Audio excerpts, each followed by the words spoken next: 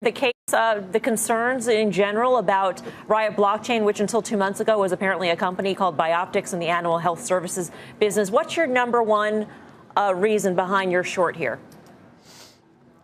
I mean, it's amazing. So what Riot Blockchain has done is taken the path of least resistance to the market to make money.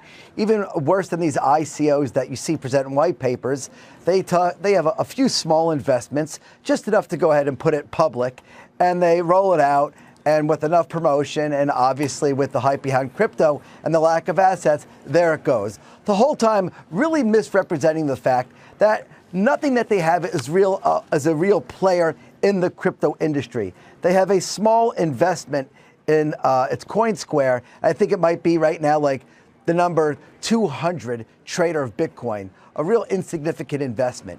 So you shouldn't be surprised. Out of Boca Raton, Florida, buy some assets in Canada, do the normal shuffle, and there goes the stock. And then I was thinking when I was over here, why am I even coming on the show? Why would I not just short it, let people buy it, look at the volume today, because we know what's going to happen. There's nothing there.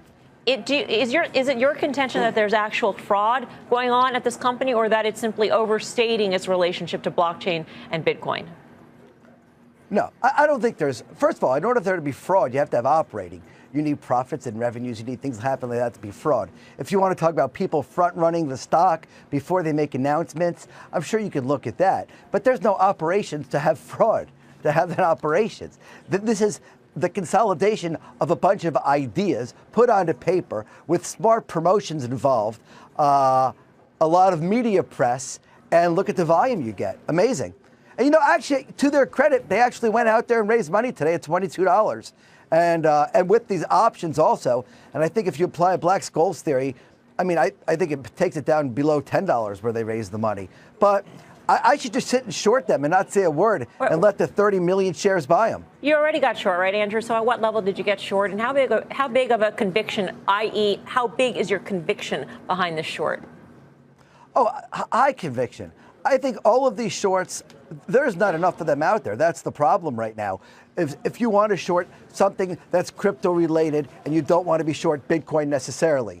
I'm also short the GBTC, the Bitcoin Investment Trust, which is trading at a 90% premium to their net asset value underneath it.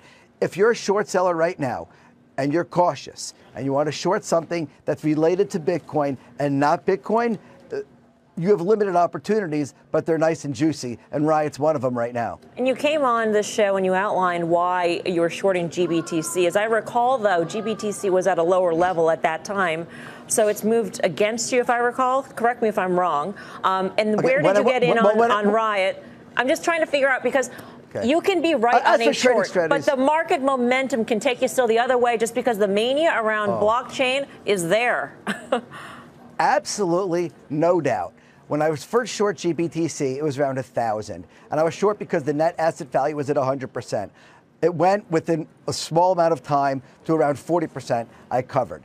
I'm now short GBTC when the net asset value got to around 60%, and right now it's at 90%. So right now I am underwater on that particular trade. I normally don't discuss it, but the reason why I do is because everyone's so fascinated with Bitcoin. And then when you heard Bitcoin futures are coming online, it's amazing that a product like GBTC trades more volume than both futures combined, CME and CBOE, yet it's an 85 to 90% premium to net asset value. Right. It is so ridiculous. It only shows that investors are not buying anything except something they think might go higher. In terms of Riot, though, Andrew, where did you get in on this short? And has it been working in your favor? Because the stock chart looks like it's just been going from the lower left to the upper right. Well, yeah, I've been trading around Riot, and I got back in Are you short yesterday. Long No, couldn't get a borrow. Couldn't get a borrow. Difficult to get a borrow for Riot, too, isn't it? Riot has options. Oh, so you're short through options. Okay. I normally don't like to discuss trading. I want to, but I want to make one thing clear. Trading. I know. Tell us how you're shorting it. We'd love to know. I don't like to discuss. We get that question all the time, Andrew, that the float is so small you can't get a borrow on the stock. How is Andrew left for Citron shorting the stock? I actually think that's the problem with the GBTC. I'm short GBTC, and I think if other people were able to get borrows, it would be down 1,000 points tomorrow because it's probably the most ridiculous traded Bitcoin instrument out there. So that's probably the issue I have with that is that other people can't short it, but that's okay. I'll stay short, and I trade proper enough to hold my positions through these times, so that's okay.